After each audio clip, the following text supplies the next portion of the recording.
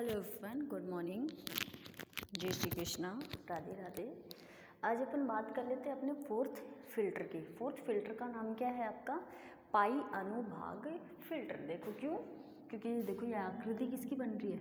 पाई की बन रही है ना, ये देखो बन रही है क्या? हाँ, इसलिए अपन इसको क्या बोलेंगे? पाई अनुभाग फिल्टर।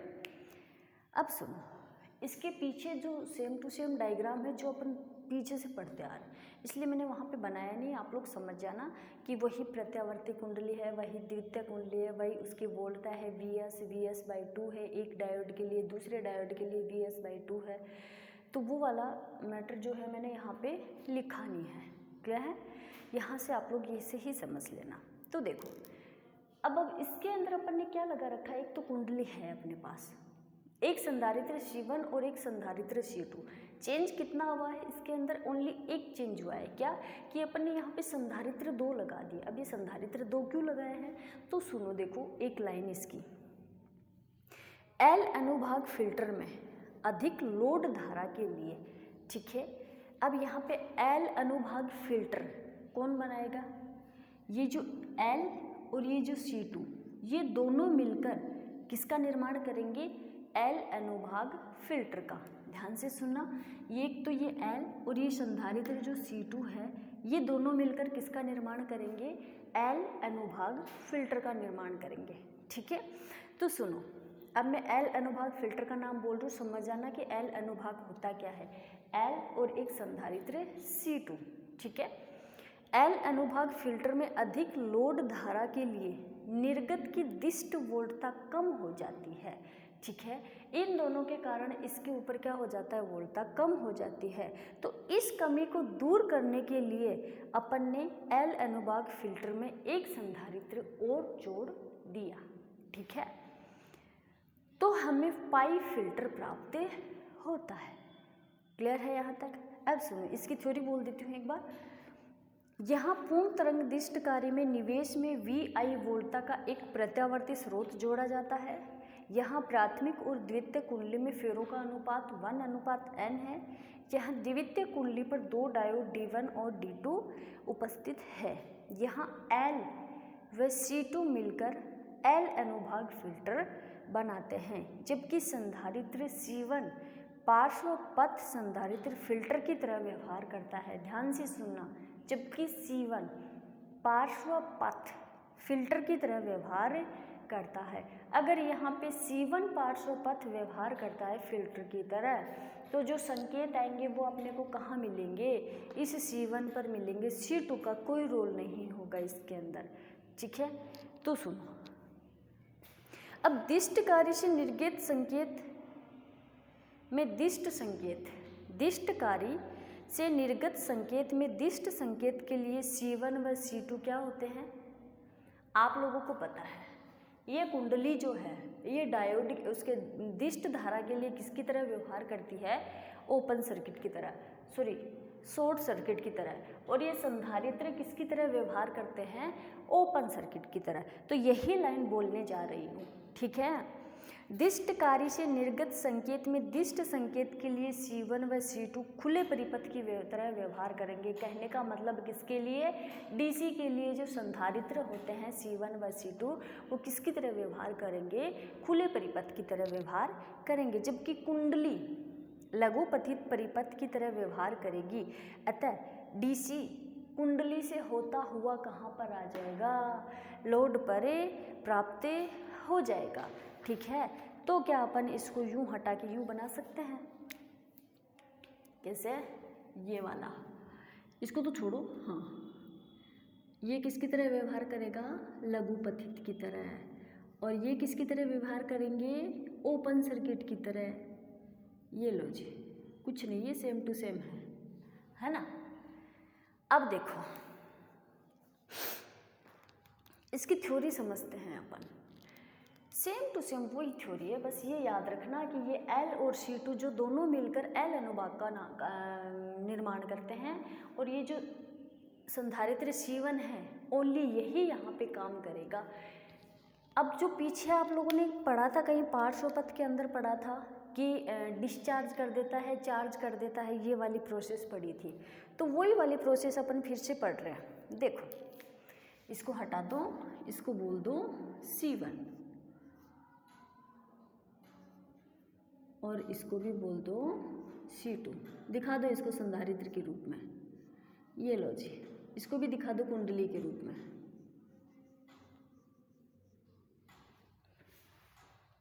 हो क्या? अब सुनो, ये जो C1 होता है यहाँ पर, ये डायोड D1 के कारण अधिकतम वोल्टता EM तक चार्ज होता है।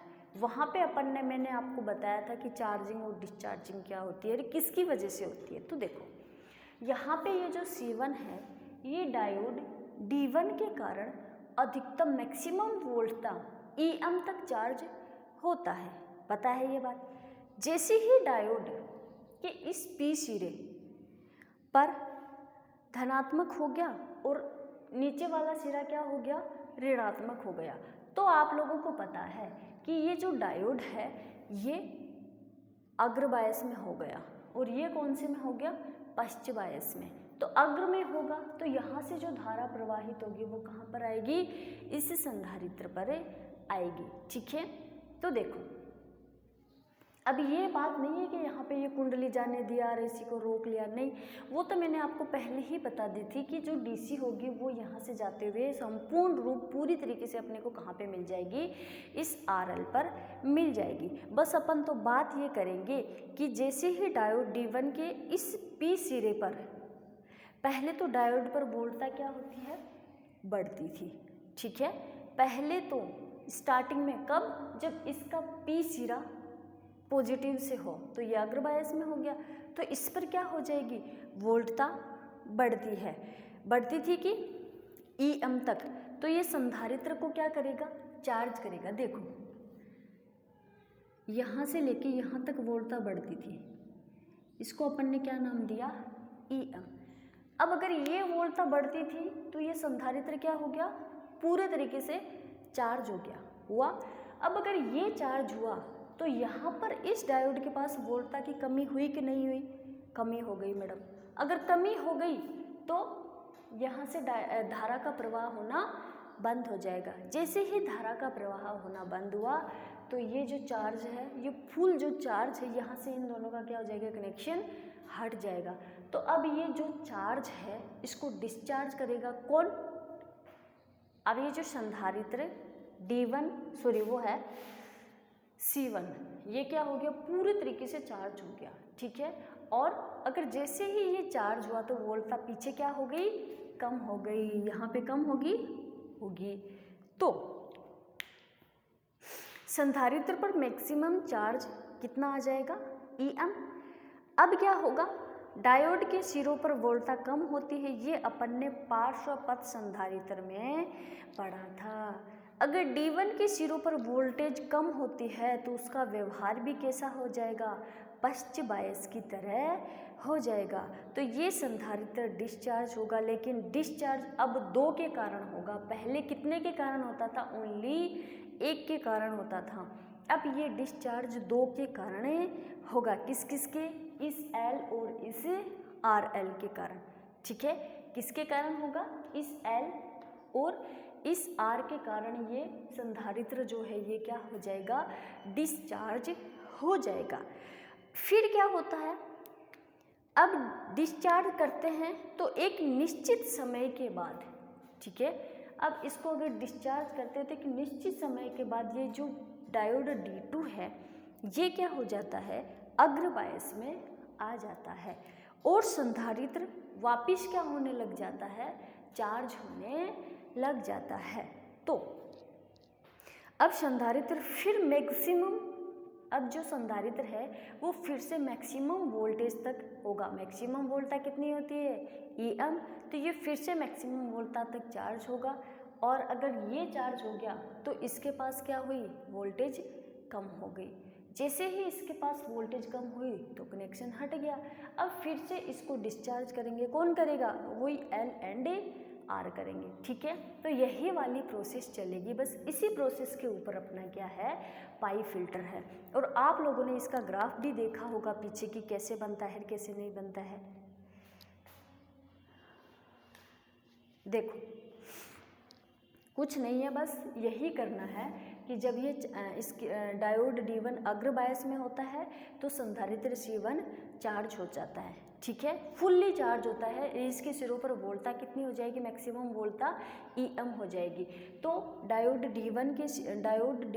D1 पर वोल्टता क्या हो गई, कम हो गई। कम होने से ये किसका कनेक्शन हट जाएगा, तो ये क्या बच गया, C1। अब इस C1 को डिस्चार्ज कौन करेगा, L एंड RL डिस्चार्ज करेंगे। ठीक है, जैसे ही वोल्टता कम हुई और ये डिस्चार्ज हो गया तो फिर ये क्या होने लग जाएगा, एक निश्चित समय के बाद ये जो डायोड D2 है ये अग्र बायस में आ जाएगा। अब इस अग्र बायस की वजह से ये क्या होने लग जाएगा, चार्ज होने लग जाएगा, फिर से वही प्रोसेस होगी।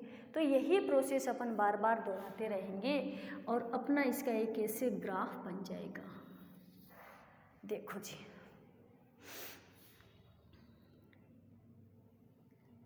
वोल्टेज कम हुई, फिर एक निश्चित समय बाद वोल्टेज बढ़ी, फिर कम हुई। अच्छा, वोल्टेज बढ़ेगी कम और घटेगी ज़्यादा। तो देखो जी,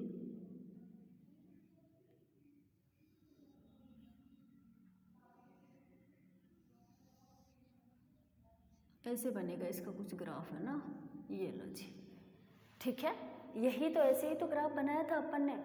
वोल्टेज बढ़ी, अग्र बायस में हुआ, यहाँ से लेकर यहाँ तक क्या था, वो चार्ज हुआ, और यहाँ से लेकर यहाँ तक क्या प्रोसेस हुई, उसकी डिस्चार्जिंग हुई।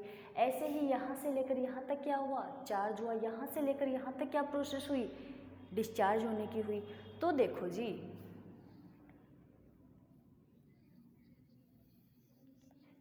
अरे इसको मिला दो भाई, ये लो।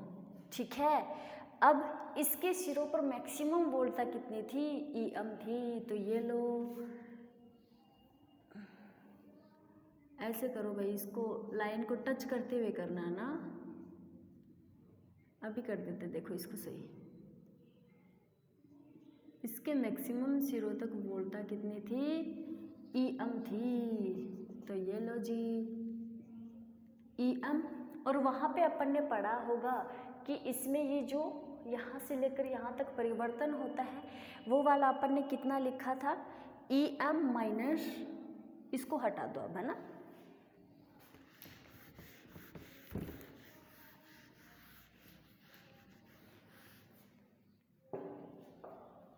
ये कितना था, EM वहाँ पे निकाला था ना, मैंने बोला था कि वहाँ पे EDC की वैल्यू पुट कर देना तो कट कटा के अपना बचेगा क्या, वहाँ पे EM बचेगा। कौन से फिल्टर में, पार्श्व पथ फिल्टर में, मैंने बताया था। ठीक है, मैंने डायरेक्टली वहाँ पे वैल्यू रखी थी, इसलिए फिर मैंने बोला था कि वहाँ पे EDC की वैल्यू रख देना आप लोग, तो वो कट कटा के क्या आ जाएगा, आपका EM आ जाएगा। वहाँ पे EM ना लिख के वो वैल्यू रखी थी।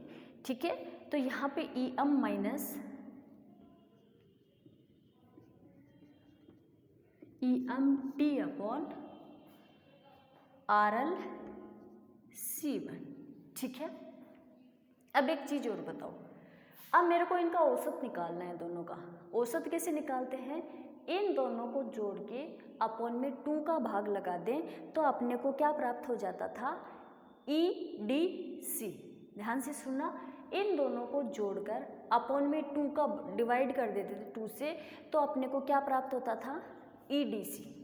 तो EDC प्राप्त होता था औसत, तो इसके बीच में लाइन बना दो, किसकी, EDC की।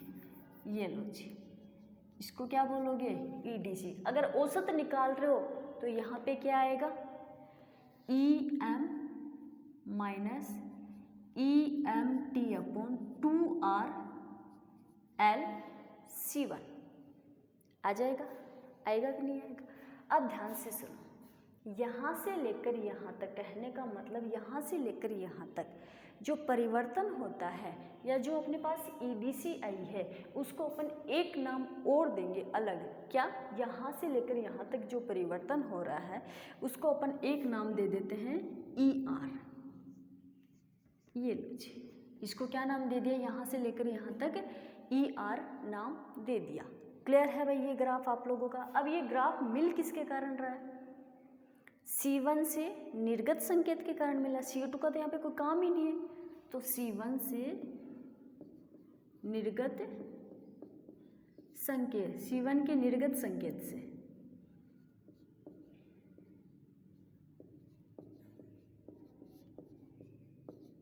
ये लो जी, ग्राफ समझ में आया भाई यहाँ पे। अब एक चीज़ और देखना, अब मैं थ्योरी नहीं बोलूँगी, आप लोग डायरेक्टली लिखोगे थ्योरी, ठीक है। समझा दिया बस कि यहाँ पे क्या प्रोसेस होती है, चार्जिंग डिस्चार्जिंग की होती है। चार्जिंग की चार्ज किसकी वजह से होता है और डिस्चार्ज किसकी वजह से होता है, ठीक है। वही वैल्यू है, एक बार चार्ज एक बार डिस्चार्ज, एक बार चार्ज एक बार डिस्चार्ज, ठीक है। अब सुनो, इस अवस्था में ER वोल्टता, इस अवस्था में ER वोल्टता उर्मिका वोल्टता के रूप में प्रदर्शित होगी। यहाँ C1 से निर्गत उर्मिका वोल्टता का फूरियर समीकरण निम्न प्रकार प्रदर्शित करेंगे। मैंने आप लोगों को बोला था कि पूरी इलेक्ट्रॉनिक्स के अंदर अगर फूरियर समीकरण आप लोगों को कोई भी लिखवाता है तो वो आपको एज इट इज़ याद करनी पड़ेगी, क्योंकि फूरियर समीकरण अपने नहीं है। अगर होता तो अपन उसको डिफाइन करते, इसकी इक्वेशन निकालते, पर यहाँ पे देखो फूरियर समीकरण जो अपनी आएगी वो थोड़ी सी अलग आएगी। क्या आएगी, अलग आएगी। तो देखो किसके लिए, इस C1 के लिए, C1 से निर्गत उर्मिका का वोल्टता का फूरियर समीकरण निम्न प्रकार प्रदर्शित करेंगे। कैसे, अब मुझे ये बताओ, ये टाइम के साथ परिवर्तन हो रहा है कि नहीं हो रहा है, ठीक है। यहाँ पर टाइम के साथ परिवर्तन होता है कि नहीं होता है, और जो टाइम के साथ बदलता है वो क्या होती है, अपनी AC होती है। तो क्या इस ER को EAC लिख सकते हैं, बिल्कुल लिख सकते हैं। तो देखो ER EAC इक्वल, फूरियर समीकरण लिख रही हूँ मैं, तो ER upon pi 2 sin omega t minus ER upon 2 पाई 4 sin ओमेगा t। ऐसे लिखते ना, याद करनी है, ये आप लोगों को डायरेक्ट याद करनी है, ठीक है। sin 4 ओमेगा t है भाई यहाँ पे, ये लो, और ये sin 2 ओमेगा t है।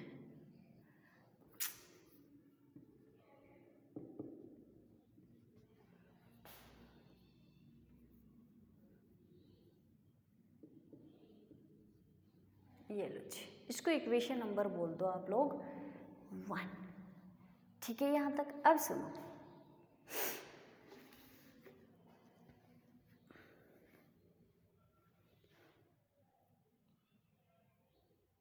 अब अपने पास ये वाली इक्वेशन, ये वाला डायग्राम है ऐसे कुछ, ठीक है, ऐसे कुछ है, ये L X अक्ष से। सुनो, इस C1 ने प्रत्यावर्ती संकेत निकाला जो इक्वेशन 1 है, ठीक है। ये अपन ने C1 से निर्गत संकेत के लिए उर्मिका गुणांक निकाला है, उर्मिका गुणांक का फूरियर समीकरण लिखा है। तो देखो C1 ने प्रत्यावर्ती संकेत निकाला जो इक्वेशन 1 में है। याद करें कि कुंडली प्रत्यावर्ती संकेत को रोकती है पर सारे प्रत्यावर्ती संकेत को नहीं रोकती है। ये जो कुंडली है ये प्रत्यावर्ती संकेत को तो रोकती है पर टोटली प्रत्यावर्ती संकेत को नहीं रोकती है। तो सुनो, किसको रोकती है? जिसकी आवृत्ति उच्च होती है ना उसको रोके लेगी। क्या होगी? जिसकी आवृत्ति उच्च होगी वो क्या कर लेगी? उसको रोक लेगी। क्यों? क्योंकि एक्स एल इक्वल कितना होता है? एल ओमेगा होता है। जितना ज़्यादा हुआ ये जो एल ओमेगा है ये जितना ज़्यादा हुआ एक्सएल जितना ज़्यादा एक्सएल हुआ ना उतनी ही ज़्यादा अवरोध क्या होगा? उत्पन्न होगा। जितना ज़्यादा ये एक्सएल होगा उतना ही ज़्यादा अवरोध उत्पन्न होगा। तो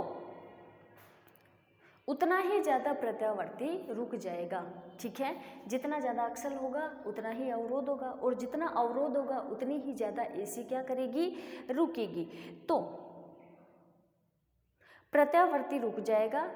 अब देखो यहाँ पे ये आवृत्ति कितनी है, यहाँ पे ये आवृत्ति कितनी है, 4 ओमेगा है। ठीक है, और यहाँ पर आवृत्ति कितनी है, 2 ओमेगा है। तो 4 ओमेगा और इसकी आवृत्ति क्या है, 2 ओमेगा। इसका मतलब क्या होता है, इसका मतलब है कि इसकी आवृत्ति ज़्यादा है इसकी आवृत्ति से, तो पक्का इसके लिए एक्सल क्या होगा, ज़्यादा होगा।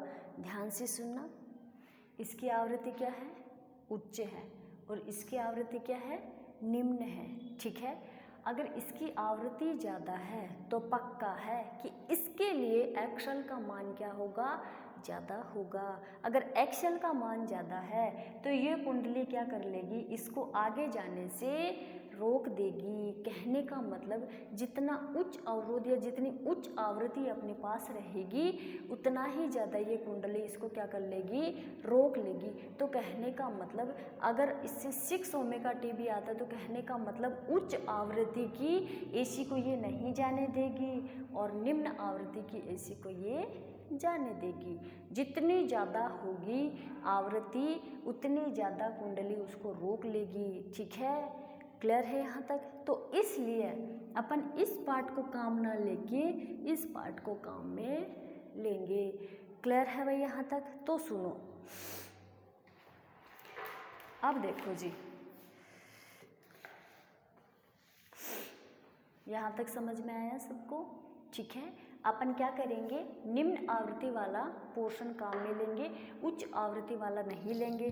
क्यों, क्योंकि जितनी ज़्यादा उच्च आवृत्ति होगी कुंडली अवरोध भी उतना ही ज़्यादा बढ़ेगा और कुंडली उतनी ही ज़्यादा एसी को रोक लेगी। ठीक है भाई, यहाँ तक सबको क्लियर है। अब सुनो,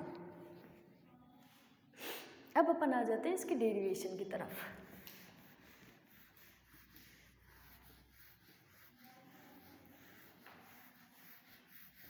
याद रखना ई R equal E A C equal कितना था, फूरियर समीकरण 2 पाई अपॉन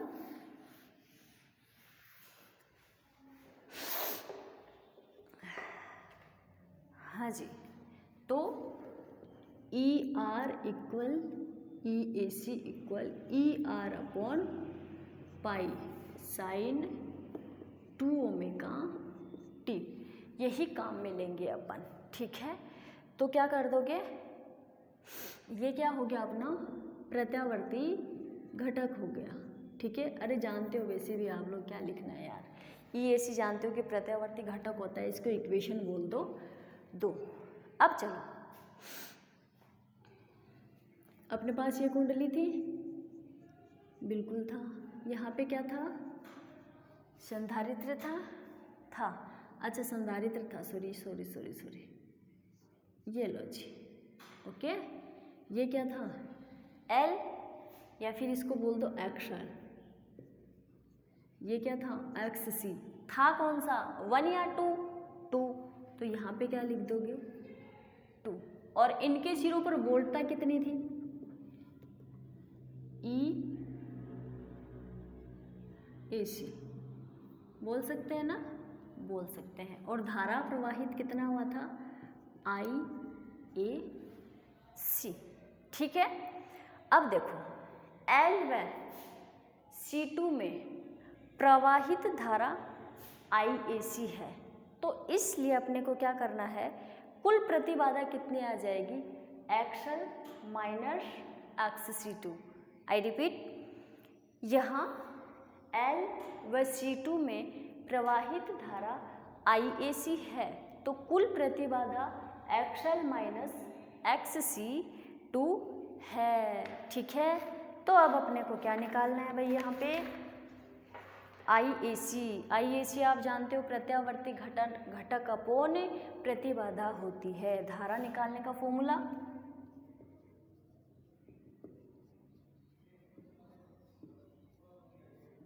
प्रत्यावर्ती घटक अपोन प्रतिबाधा।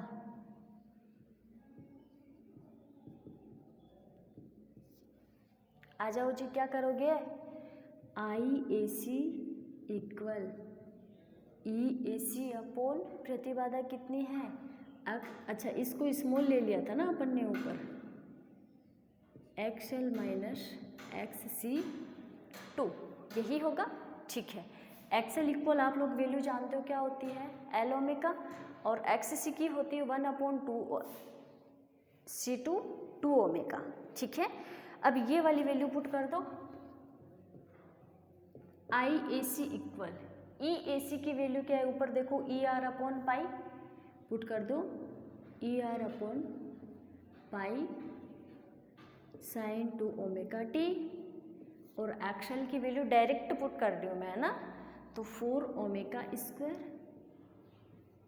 LC 2 माइनस 1, और इसको क्या कर लोगे, ऊपर ले जाओगे तो किस में आ जाएगा, 2 ओमेगा C2। ठीक है, रख लेना, यही आएगी सेम टू सेम, इसको इक्वेशन बोल देते हैं 3।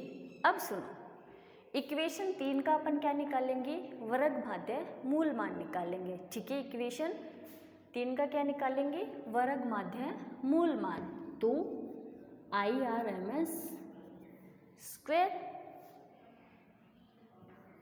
फॉर्मूला क्या होता है, I स्क्वायर AC अपॉन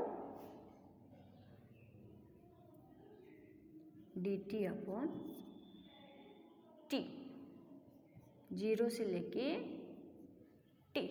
ठीक है, तो देखो अब यहाँ से निकाल लेना इसको, 1/T को बाहर ले लो, अंदर क्या बचा अपना, इसको स्क्वायर कर दो, स्क्वायर इस साइड ले आओ इसका। ठीक है, तो फिर अपने पास क्या बच जाएगा, 1/T, उसको बाहर निकाल लो, मैं डायरेक्ट कर रही हूँ, ER अपॉन पाई और 2 omega C2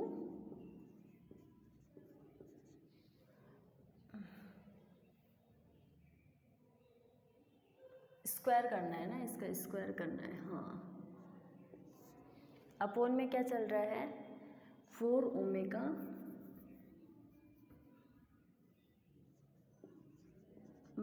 square LC2 minus 1 का square 1/T I square RMS equal. ठीक है, अंदर क्या बचा अपना, 0 से लेके T तक साइन 2 ओमेगा T, तो इसको कैसे लिख दोगे, sign square 2 omega T DT। ठीक है, अब देखो साइन स्क्वायर 2 ओमेगा T को अपन इस रूप में लिख सकते हैं, किस रूप में, 1 minus cos 2 omega T upon 2। ठीक है, तो then sine square 2 omega T equal कितना आ जाएगा, 1 minus cos 4 omega T upon 4 आ जाएगा। ठीक है, सॉरी 2। अब ये वाली वैल्यू यहाँ पर पुट कर देना और इसका IRMS निकाल लेना। ठीक है, निकाल लोगे बिल्कुल, तो क्या आ जाएगा, IRMS, मैं लास्ट वाली इक्वेशन लिख देती हूँ, देख लेना, ER upon pi 2 omega C2 upon √2 4 omega square LC2 minus 1। ये किसकी वैल्यू आएगी, IRMS की, इसको इक्वेशन बोलते ना 5। ध्यान से सुनो, यहाँ तक सेम टू सेम प्रोसेस है, बस यहाँ पर ये वाली वैल्यू रख के इसका इंटीग्रेशन करके आप लोग लास्ट में ये वाली वैल्यू आएगी निकाल लेना। ठीक है जी। अब यहाँ IRMS, यहाँ ये जो IRMS है ये धारा L व C2 के कारण, धारा L व C2 के कारण क्या हुई है, प्रवाहित होगी। तो यहाँ निर्गत लोड RL पर प्राप्त होगा। तो लोड के समांतर क्रम में संधारित्र क्या है, C2 उपस्थित है। ठीक है, ध्यान से सुनो, कोई जल्दबाजी नहीं। ये जो IRMS है ये धारा L व C2 के कारण या C2 में प्रवाहित होगी। तो यहाँ निर्गत लोड RL पर प्राप्त होगा। तो लोड के समांतर में देखो,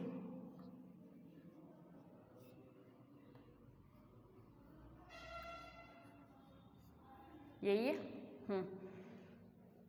तो किसके कारण? ये जो IRMS है ये इस L और इस C के कारण प्रवाहित हुई, C2 में प्रवाहित होती है ना। तो देखो इसको यहाँ पे ये IRMS प्रवाहित होती है किसमें? इस कुंडली में और इस संधारित्र में, इसलिए अपन ने इसको IRMS को यहाँ पर शो कर दिया। और ये क्या है अपना? RL है। तो देखो कंडीशन क्या बनती है, कंडीशन क्या बनेगी यहाँ पे? तो लोड के समांतर क्रम में संधारित्र, लोड के समांतर क्रम में संधारित्र C2 उपस्थित है। तो संधारित्र के सिरों पर प्रत्यावर्ती वोल्टता EAC, संधारित्र के सिरों पर प्रत्यावर्ती वोल्टता EAC लोड के सिरों के प्रत्यावर्ती के तुल्य होगी।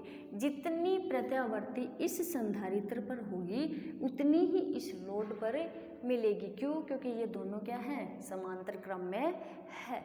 तो इसके सिरों पे अपने को क्या मिल जाएगा? EAC। ठीक है, धारा प्रवाहित हो रही है तो EAC मिलेगी। और जितनी RL पर होगी उतनी ही संधारित्र पर होगी, या फिर जितनी संधारित्र पर होगी उतनी ही RL पर होगी। ठीक है भाई।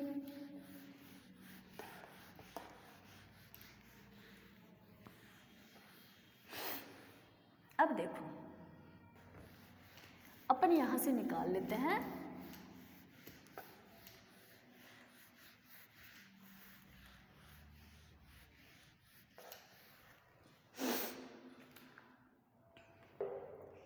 EAC। ठीक है, EAC किसके तुल्य होगी?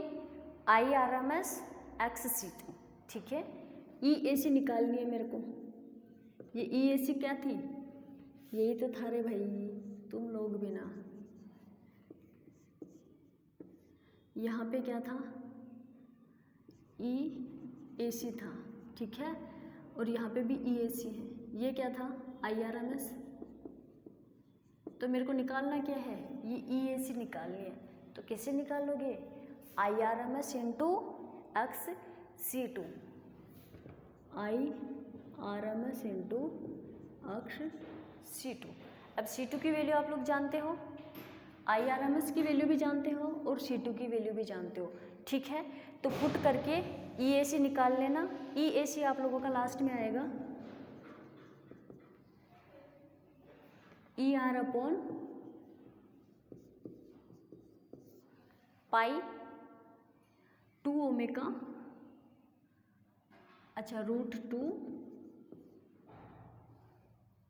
4 ओमेगा स्क्वायर